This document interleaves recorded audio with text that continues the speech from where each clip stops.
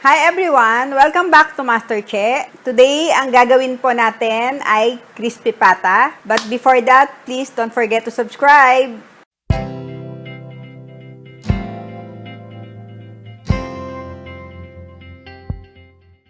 Okay, magsimula na po tayo.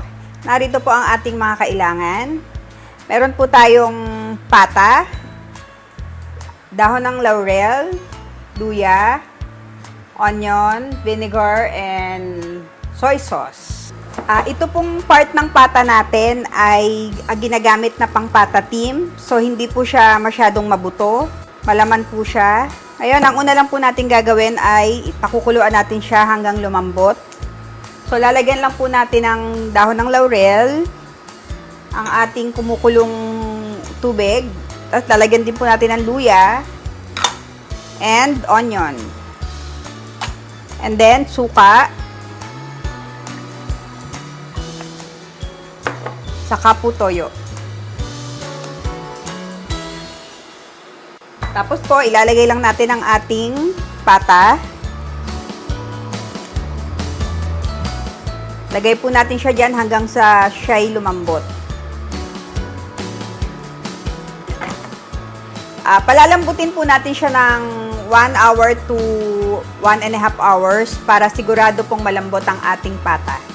1 hour later. Okay, narito na po ang ating pata after 1.5 hours. Ito na po siya. Kailangan po nating i-air dry ang ating pata para po pag niluto natin siya sa ating kumukulong mantika ay malutong. Ngayon, ganito lang po ang gagawin natin. Lalagyan lang po natin siya ng konting butas-butas. Yan, ganyan lang. Para po maging malutong ang ating pata. And then, irarab po natin siya ng salt. Yan, irarab lang po natin siya.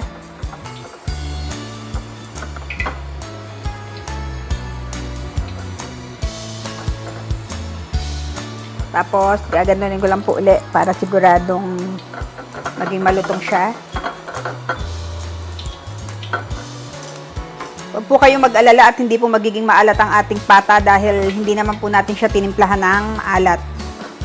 Kaya kahit po lagyan ko siya ng salt, okay lang po.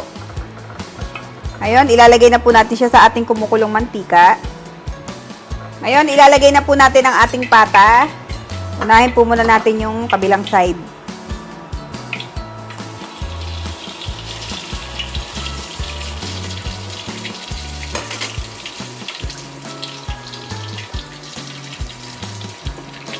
Babasa-basain ko lang po.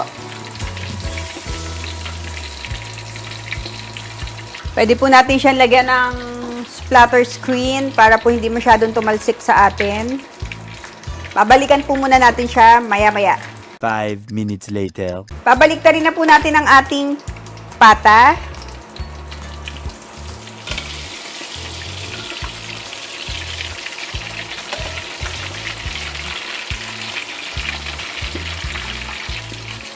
Lutuin lang po natin siya uli ng another 5 minutes.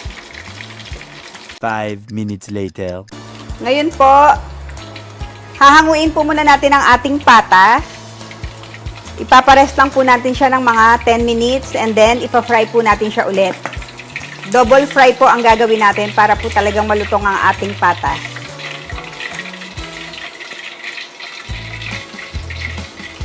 Yan, ganyan lang po. Paparest lang natin siya ng mga 10 minutes at tapos po ibabalik natin siya ulit.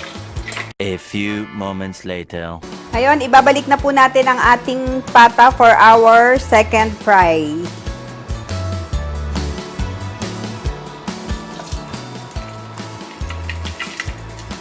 Sandali na lang po ito para magpi-plate na tayo.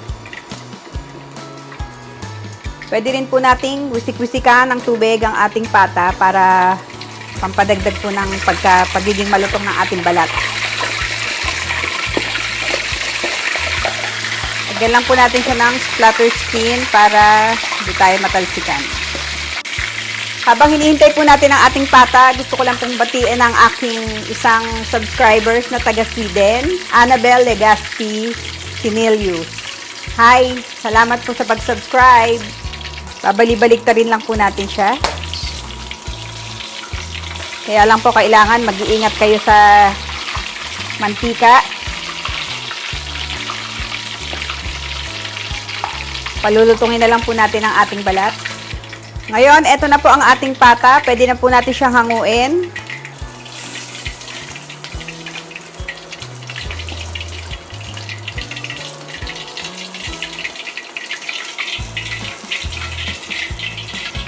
Patutuluin lang po natin ang ating mantika. Lagay po na natin dito ngayon.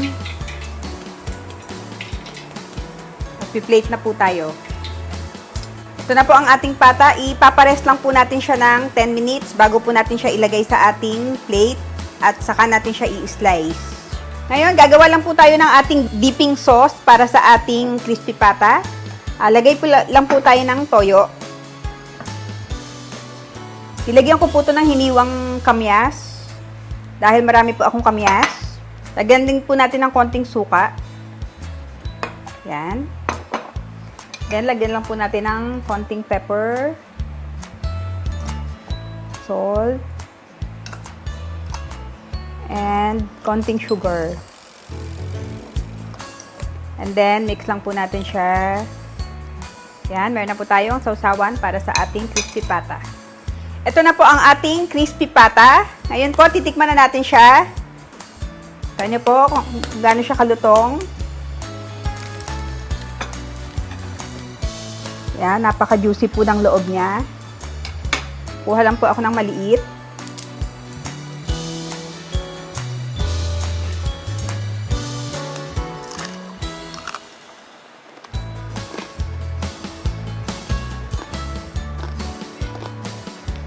Napakalutong po niya. At napaka-juicy po ng loob. Thank you so much po. And sana po i-try nyo siya sa inyong mga tahanan. And see you again next time. And please don't forget to subscribe kung hindi pa po kayo nakakapag-subscribe. And don't forget to click the notification bell para po tuwing may bagong video ay notified po kayo. Thank you so much and God bless you all.